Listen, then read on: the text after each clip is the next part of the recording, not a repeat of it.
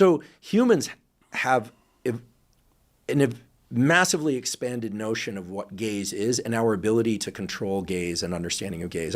When you raise this idea, that when you raise this fact rather about gaze defining the target, and that looking at others' gaze allows us to understand what they are defining as the target, we start to get into notions of theory of mind and things of that sort. Well, so what that implies, in keeping with our previous conversation, is that as you mature and your cortex integrates and you become cortically dominant, the targets of your gaze become voluntary. This is a big deal because it means that you can concentrate on the distal, let's say, the temporally distal, at the expense of the proximal.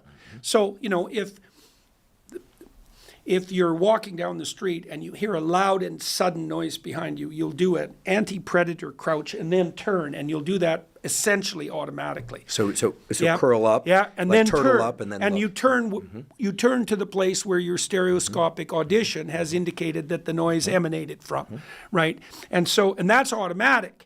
That's the control of the eye gaze and bodily posture by those underlying. This is the superior colliculus. Has a map of auditory world. Yep. So when you hear something to your right, you turn to your right. Right. And you do that before you think. Absolutely. Right. Okay. So that's an activation of the eye fields, let's say, by these underlying motivational systems that have this personality-like autonomy. But you can orient your part of the religious enterprise is to orient your eyes heavenward.